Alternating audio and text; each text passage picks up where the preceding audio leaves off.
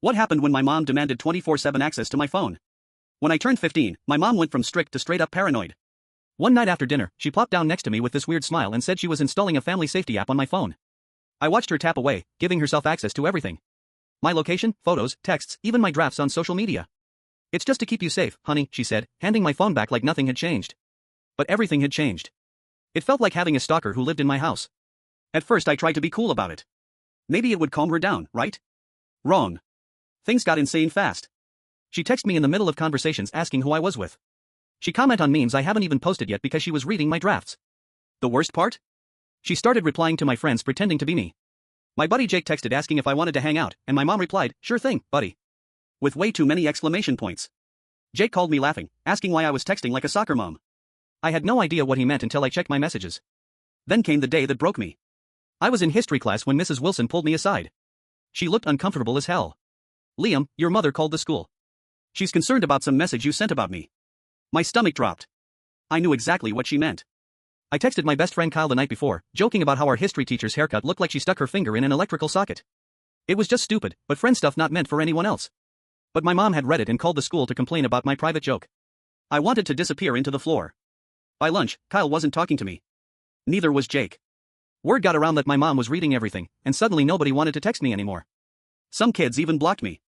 It was like my social life had a disease. And the disease was my mom. That night, I stared at my phone, feeling trapped. But then I noticed something. The tracking app worked both ways. It logged every time someone accessed the account. I spent hours studying those logs, and what I found made my skin crawl. My mom wasn't just checking my phone during the day. She was logging in at 1 a.m., 2 a.m., even 3 a.m. She was forwarding my messages to her laptop. She was screenshotting my photos. He was living inside my phone 24/7. So I came up with a plan. I created a fake friend named Daniel, made up this whole persona, gave him a backstory, even found some random photos online to use as his profile pic on a group chat with myself.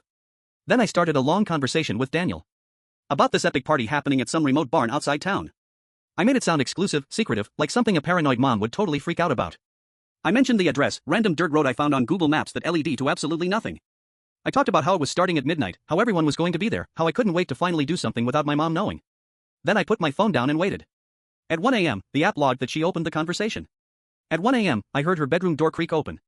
At 1 a.m., I heard the garage door. 2 a.m., my dad's phone rang. It was the police. They pulled over a woman in pajamas doing 85 miles per hour on a back road, claiming she was looking for her son at some party. She couldn't explain why she was driving around in the middle of nowhere at 2 a.m. Dad had to drive out and pick her up. When they got home, I pretended to be asleep, but I heard everything through my bedroom wall. "Linda, what the hell were you thinking? He's at some party. I saw the messages." "What messages?" "He's been asleep for hours." The next morning, I came downstairs for breakfast like nothing happened. Mom looked exhausted, embarrassed. Dad looked. I calmly pulled out my phone and opened the tracking app.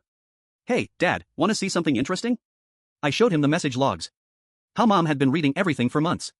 How she'd been waking up in the middle of the night to spy on me. How she'd driven to a fake party based on fake messages I created just to prove a point. Dad didn't say much.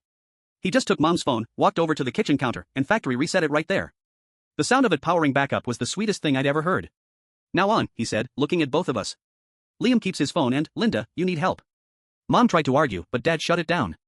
"You drove into the middle of nowhere at 2 a.m. based on text messages? That's not normal."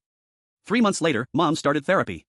She still worries about me, but now she asks questions like a normal parent instead of reading my messages like the FBI.